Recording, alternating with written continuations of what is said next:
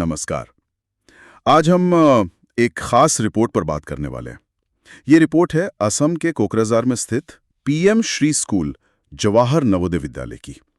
वहाँ एक parent teacher meeting हुई थी 12 जुलाई 2025 को। अब पीएम श्री स्कूल मतलब एनईपी के तहत मॉडल स्कूल और जेएनवी तो अपने आप में खास हैं ही। तो देखना यह है कि इस मीटिंग की रिपोर्ट से क्या पता चलता है। क्या ये दिखाती है कि एक अच्छी असरदार पेरेंट टीचर मीटिंग कैसी होती है। चलिए इसी रिपोर्ट में गोता लगाते हैं। तो रिपोर्ट के मुताबिक मीटिंग शुरू हुई सुबह 11:30 बजे और हिंदी टीचर थे श्री रणबीर सिंह, उन्होंने संचालन किया। शुरुआत में स्टूडेंट्स ने एक स्वागत गीत गाया। इससे माहौल तो अच्छा बनी गया होगा, है ना? हाँ, बिल्कुल। इस तरह की शुरुआत काफी अहम होती है। ये सिर्फ एक रस्म नहीं है, ये पेरेंट्स को एहसास कराता है कि वो वेलकम है, उनकी बात सुनी जाएगी। एक सकारात्मक माहौल बनता है आगे की बातचीत के लिए। सही कहा।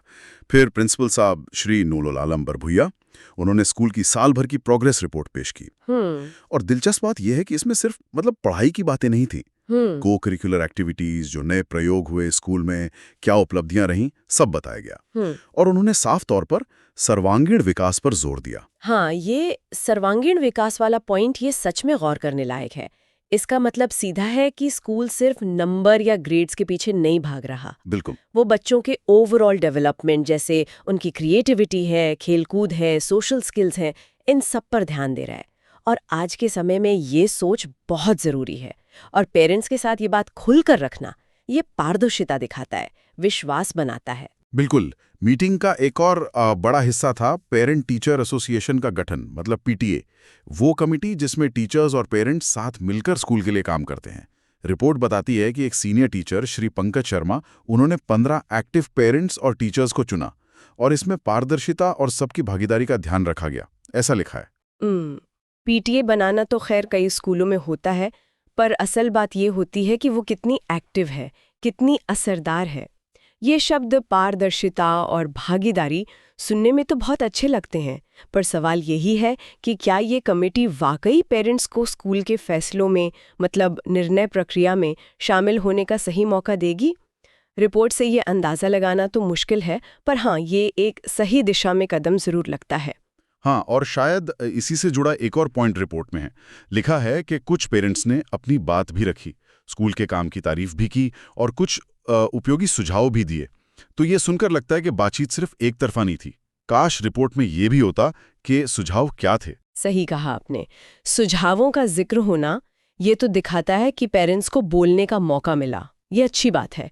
लेकिन असली परख तो तब होगी जब स्कूल उन सुझावों पर, आप कह सकते हैं, गौर करेगा और अगर मुमकिन हो तो उन्हें लागू भी करेगा। सिर्फ सुनना काफी नहीं है, है ना? दो तरफा संवाद का मतलब तो यही है कि सुनी हुई बात पर कुछ एक्शन भी हो। आगे रिपोर्ट में साइंस टीचर श्री अमिताभ मिश्रा, उनका जिक्र है। उन्होंने बताया कि स्कूल कैसे स्टूडेंट्स में साइंटिफिक सोच, मतलब वैज्ञानिक दृष्टिकोण, लैब एक्टिविटीज और साइंस एजुकेशन में नए तरीकों को बढ़ावा दे रहा है। हाँ, और ये बात फिर से उसी सर्वांगीण विकास से जुड़ जाती है। आज के दौर में बच्चों में सिर्फ किताबी ज्ञान भरना काफी नहीं है। उनमें सवाल पूछने की आदत, एक्सपेरिमेंट करने का जज्बा, चीज़ों को लॉजिकली समझना, ये सब विकसित करना बहुत ज़रूरी है। और जेएनवी जैसे स्कूलों से तो ये उम्मीद रहती भी है कि वो साइंस और इनोवेशन पर खास ध्यान दे। बिल्कुल। और आखिर में रिपोर्ट के अनुसार सीनियर हिंदी टीचर श्री घनश्याम यादव ने धन्यवाद ज्ञापन दिया। उन्होंने फिर से इसी बात पर जोर दिया कि स्कूल और पेरेंट्स जब मिलकर काम करेंगे तभी बच्चों का सही विकास होगा। रिपोर्ट का निष्कर्ष यही है कि मीटिंग सफल रही, संवाद अच्छा हुआ और सार्थक रही। ये जो आखिरी संदेश है कि मिलकर काम करना है, यही दरअसल पूरी मीटिंग का निचोड़ है।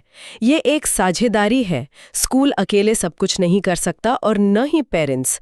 दोनों को साथ आना ही होगा, तभी बात बनेगी। तो कुल मिलाकर कोकराझार के इस पीएम श्री जेएनवी की मीटिंग की